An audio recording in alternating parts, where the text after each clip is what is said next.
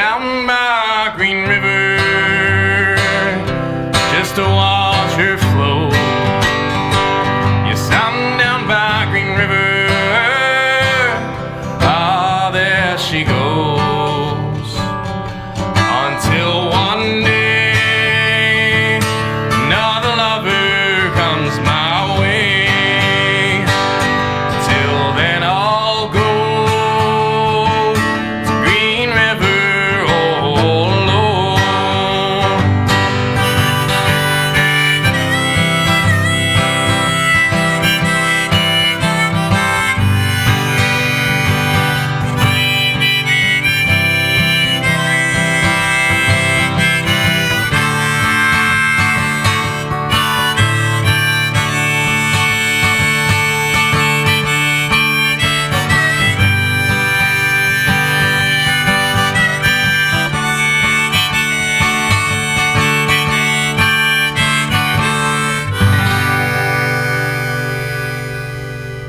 All right, welcome everybody to episode number 2 of In the Basement. I'm super stoked to have a good friend of mine and a great artist with me today, Adam Nutbey. Cheers, man. What's up? Cheers. I'm happy to be here. Thanks for having me, Alex. Oh, no problem, man. I've been looking forward to this for a while. And how you been, man? Everything's been good? I've been great, man. Yeah. Yeah, just playing lots of music. Sick. And climbing rocks. Climbing rocks? Having a good time. Some bouldering? Doing some Yeah? bouldering. Cool, yeah, cool, yes, cool. indeed. How does that influence your music? I think the bouldering, the rock climbing community is very much, adjacent to the like folk music Okay. circle. I think a lot of people are kind of just hippies that like to get out in nature and play music that speaks to that. And so it's all very part of the same. That's awesome. Part of the same wave. Yeah. That's cool, man. That's cool.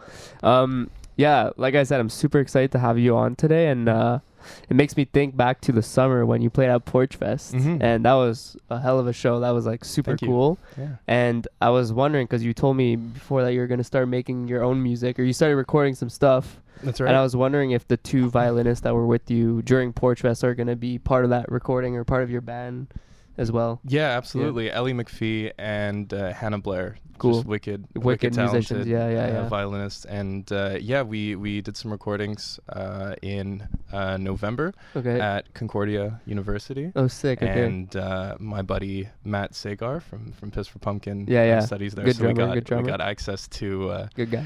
to the whole Concordia recording studio, and that was really nice. So we got a couple singles coming out of there, and Cool. they enjoyed it on the session. And also Jonah Brender, wicked bassist, Okay. studies at Concordia as well. And so looking forward to sharing that with everybody in the new year. And Cool. I'm super excited to hear that, man. When is it supposed to come out, or do you have like some sort of an idea? we're still kind of in the mixing phase now, but we're hoping to get it out. It's looking like February. Okay, cool. Yeah. Cool. Yeah. Cool. Well, we'll tell everyone on the channel, or everyone who's watching, to click the link below to check out Adam's shit, because it's amazing. Thanks very much. Yeah, and talking about recording, like, what's your do you have a sort of like plan or schedule when you go into the studio, or do you write everything before you jam with the band, or do you guys kind of just all come together to the studio knowing a bit of the parts and then you guys kind of figure it out there? Like, what's your kind of approach? Yeah, so I will write the songs really for guitar and vocals. Okay. And so I can like perform them solo. Okay. But having gotten together with Ellie and Hannah over the summer, we were able to like work on composition in ways to like really incorporate the violins in a way Cool. that they like really, were allowed to shine. And, Yeah. and I think we really achieved that. So the whole art of, composing for violin is very different, but it's been a lot of fun to get that Cool. get that going, get that all together. And so by the time we're in the studio, everybody knows what they're gonna play Okay. and when and all that. And Cool. at the same time, there is quite a bit of freedom, kind of in the genre. There's quite a bit of improvisation, and that's kind of how I like it. Kind of just Yeah. free flowing and Very creative and yeah, artsy. exactly. So there's some kind of magic that happens in the studio, like you'll come up with something you didn't play before sometimes, or Mhm. cool. Yeah. Cool. And how is it recording at Concordia? Like, I've never recorded there, but I've heard it's pretty cool. They have some good gear and stuff. It was nice. Yeah, they have like Yeah. really expensive microphones. Okay, cool. And so it was really cool to just be in there, and the room was really professional, and the whole like mixing booth is Cool. Is wicked, really high tech. Cool. And, I have to check it out sometime. Yep. Yeah, absolutely. So I was really lucky that Matt could help us out Cool. with that. Cool, man. Well, that brings me to my next question. You know, like, I feel like you're like, I don't know that many people doing bluegrass kind of stuff. I feel like it's a very cool style of music that is underrated, and maybe it's cool that it's not like popularized as much in this day and age, and that's why it's so cool that you do it. But I was wondering, like, what influenced you and what made you want to like go into that realm? Yeah, well, I guess I started off kind of just listening to folk music. Okay. And it was like folk revival, so it was like Simon and Garfunkel, Right. and Bob Dylan, and all that stuff, and Cool. And Neil Young, which verges into like Yeah, the it's kind of country folk, and country rock. a bit of everything, rock too. Yeah, and then a couple years ago, I found a guy by the name of Doc Watson. Watson. Okay. Yeah, who's just this wicked multi-instrumentalist. Where is he from, Doc Watson? I think he's from Virginia, or like West Virginia. People are gonna grill me for not for not Somewhere knowing. In the there, south, yeah. in the southern U.S. And yeah, he's just phenomenal. And I remember just kind of being blown away about what I heard, and so I started like learning some of his songs, Okay, and then cool. that really opened my eyes up to old time and bluegrass, and Cool. and I guess that's really what kicked it off from there. And then also there's just the whole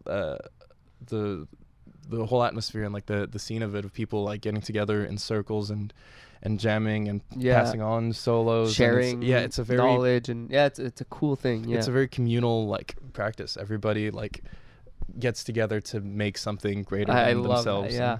I connect to that so much. Yeah. And funny note, the power was off, and we were waiting here with Adam, and we were just jamming, and like you just said, we were just like part of this kind of community, just jamming, and it was so fun, you know. It's a great time. And I learned things from you. You learned things from me. It was just Exactly it's cool, you know. Yeah. Yeah, it's cool.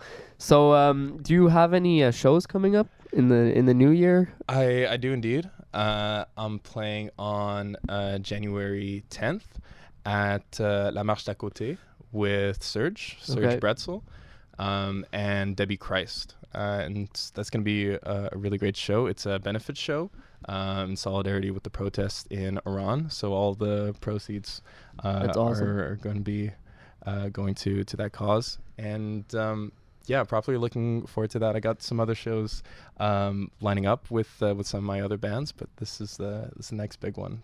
Cool, Sure. man. Cool. And what's your main goal with this project that you're taking on, and like where do you want to go with it, and how do you see it in the future? I definitely think I'm still very much at the beginning of this musical journey. I think the life that I'd want to be living is the life of a touring musician. I think I'd be really love happy it. on the road, just kind of playing shows all the time. And I know it's very demanding, and I know I have a long way before I'm there. But I've been putting in the work, and in due time. Yeah, man. That's really what I'd like to just be doing all the time, going to different cities and playing songs and learning from Super cool. from different people, and just meeting different people, and so Super cool, man. Yeah. And if you want it, you'll probably at some point have it if you really want it, you know. So cheers to that. I'm sure. Cheers, man. I'm sure at one point it's gonna happen, you know. And you're phenomenal. And I just had one more question for you on this short interview here in the basement. So you've played a good amount in Montreal venues, I guess, right? Yeah, for sure. What would be your favorite one? And there's like, where you don't want to diss any other venue, but just for you, I find it interesting to ask artists like what's their favorite venue to play at. Maybe there was a magical moment that's the reason why, or you have a feeling somewhere that you're like, oh, this place is awesome, you know. Yeah, there's a lot of great venues for sure. Yeah, definitely. Dang. It's a tough one. It's It's tough. I think I'll give you two answers. There's one I haven't played at, which is my favorite. You haven't played at your I haven't played at my favorite, and the reason I haven't played is because it's closed now. My favorite was L'Escalier. Oh, L'Escalier. Okay. L'Escalier Okay. was the spot. I think I've never been there. Oh yeah, well it's glad nobody can anymore. I hadn't been even when it was open. Yeah, but that place was really magical, and I hope something else in the same style kind of pops up. Cool. But a close second for sure. This year I played a lot at Casa del Popolo. Yeah, and that place is cool. It's really nice. It's small, but it's wholesome, and it's like classy, and the people are nice. The sound guys are fantastic. The sound people. It sounds good. Yeah, it sounds good. And it's great. It's kind of right in the heart of the plateau on the Mile End. Yeah. And that's where all the best music in Montreal is really happening. So. Yeah, definitely. So yeah, definitely love Casa. Cool, man. Well, thanks so much for being on the show. Absolutely. And yeah, look forward to having you back on when you have more music out, man. Yeah. Thanks very much, man. Looking forward to it. Cheers.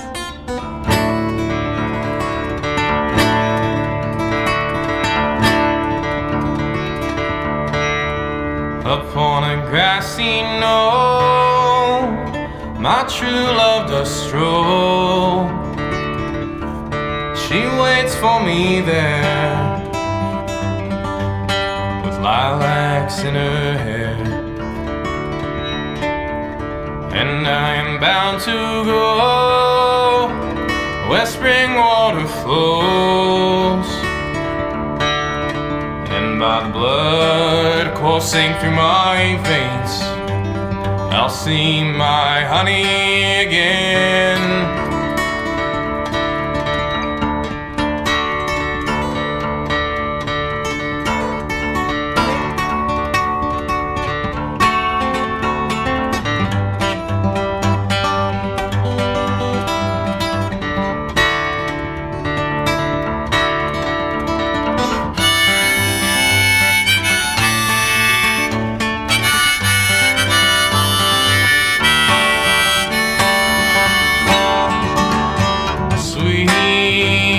Sweet surrender, won't you lay here in my arms?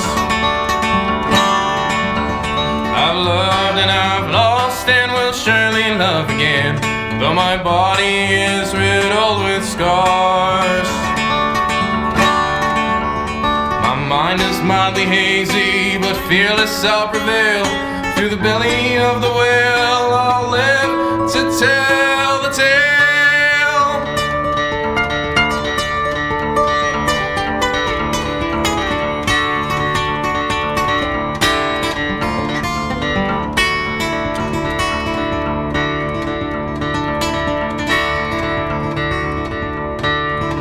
Atop a snow-capped peak lies the wisdom I seek.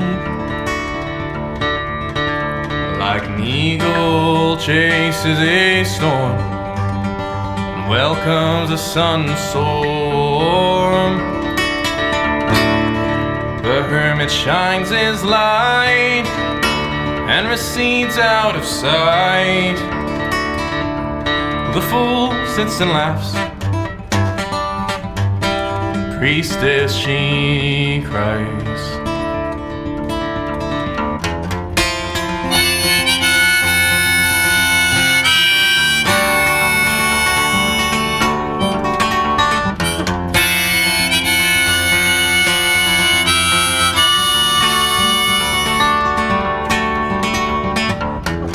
In the night, in restless dreams, I hear her soft and low. To move on, you must let go.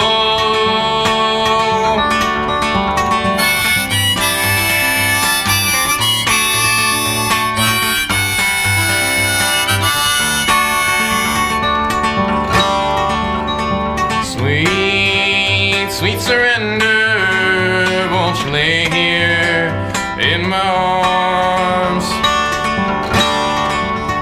I've loved and I've lost and will surely love again, though my body is riddled with scars. My mind is mildly hazy, but fearless I'll prevail.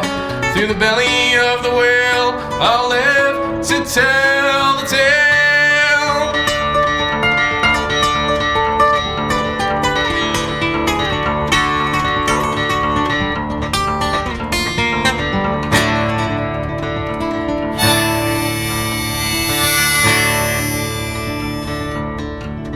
At last I found you, dear, bathed in water so clear. I'll trade you my heart for your hand, and we'll build a home on this land.